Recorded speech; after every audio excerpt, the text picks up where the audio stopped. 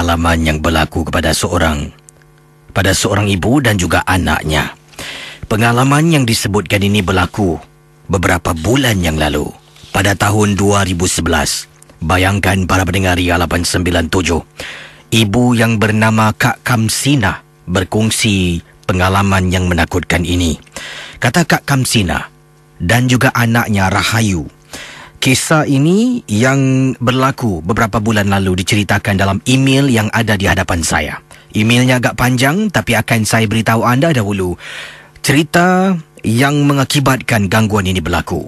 Kata Kak Kamsina, anaknya sebenarnya telah pun berpacaran, mempunyai seorang kekasih.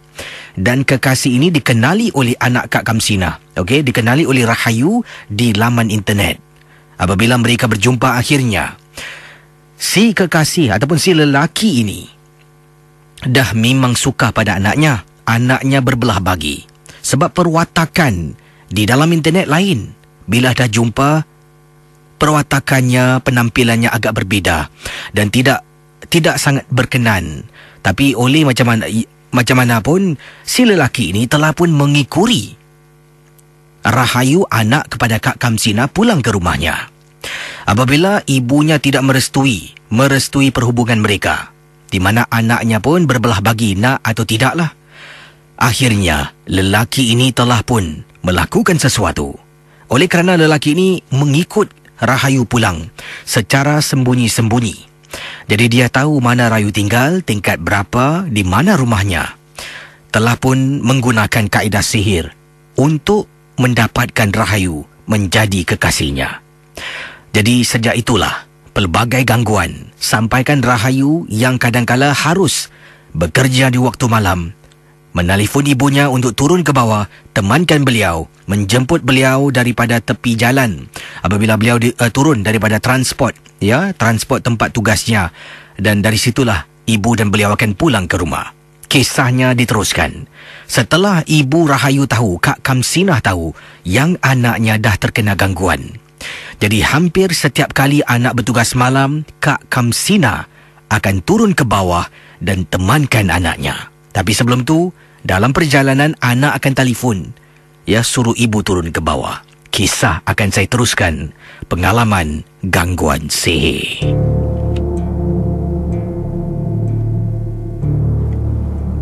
Kata Kak Kamsina, pada salah satu harilah selepas kakak mendapat tahu anak kakak terkena gangguan sihir, mungkin kakak rasa yang melakukan adalah budak lelaki. Sebab kadangkala kakak pernah terlihat dia di interchange kawasan rumah kakak, padahal dia tinggal jauh, Kisi. Mungkin kebetulan, tapi takkanlah Kisi kadangkala ternampak juga dekat blok-blok lain. Jadi kisahnya diteruskan. Sejak gangguan, anak kakak rasa takut. Setiap kali dia nak pulang ke rumah, kata Kak Kam, akan terasa seperti ada sesuatu ikut dia dari belakang. Dalam lift pun begitu, kadangkala meremang bulu roma, sampaikan dia takut dengan bayang-bayang. Pada malam hari dia selepas balik tempat tugas, kalau nak tidur, ketika tidurlah dia akan mimpi benda-benda yang menakutkan. Dia akan mimpi dia jatuh dari tempat tinggi, ada anjing kepala 3 yang mengejar dia dari belakang. Dan akhirnya, oleh kerana kakak nak menenangkan diri sebagai seorang ibu juga harus membantu anak, jadi Kisi, kakak telah pun memberitahu anak kakak, kalau dia kerja malam, kalau dia pulang pukul 3 pagi, telefon kakak. Kakak akan turun bawah jemput dia naik ke atas bersama dengan kakak.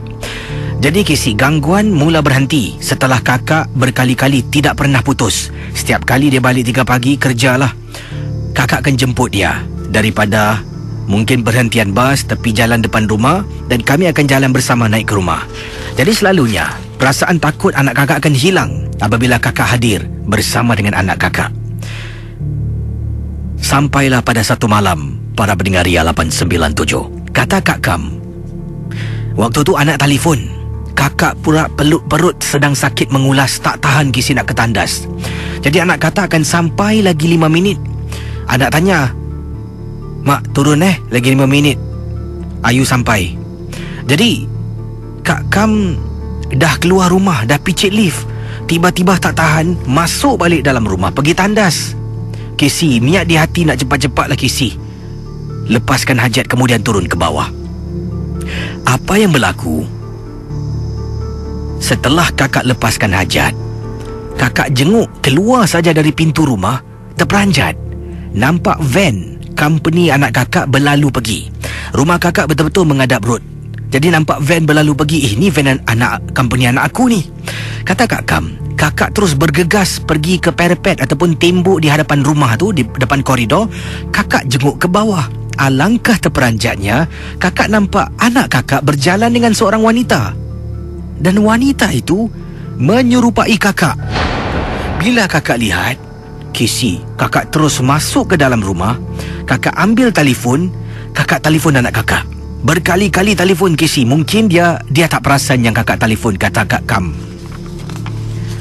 Jadi para pendengar Ria 897, akhirnya anak kakak jawab. Hello? Hello?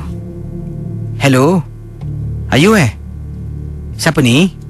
Ayu? Ayu kat mana? Siapa ni?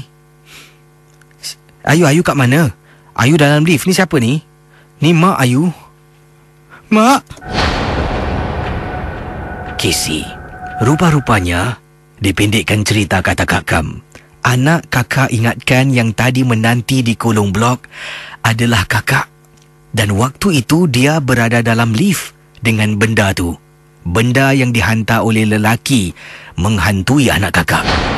Casey, bila kakak sedang berbual dengan anak, walaupun anak dalam perjalanan naik lift dari tingkat 1 nak naik tingkat 11 rumah kami, Casey, kakak dengar suara yang memanggil-manggil halus nama anak kakak. Kakak suruh anak kakak hidupkan speakerphone dan kakak baca apa yang kakak tahu.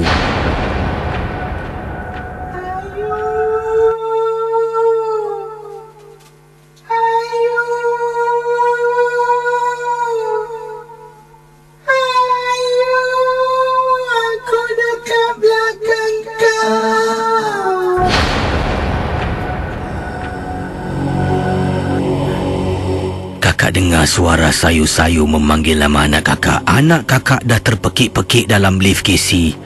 Kakak dah tak tahu nak buat apa. Kakak baca dan baca, terus baca. Kakak dengar anak pekik di luar rumah. Anak berlari selaju-lajunya sampai depan rumah, peluk kakak menangis ketakutan. Setelah kejadian itu, kakak suruh anak kakak bertukar tempat tugas. Dan sementara itu, anak kakak tinggal di rumah adik ipar buat sementara waktu, sampailah keadaan reda. Itulah pengalaman dari Kak Kamsina berkenaan dengan seorang kekasih ataupun seorang lelaki, belum lagi kekasih, yang anaknya berkenalan di internet.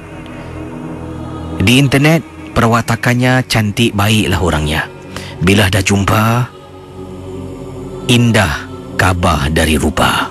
Kisah-kisah yang anda dengar merupakan misteri jam 12. Tidak ada sesiapa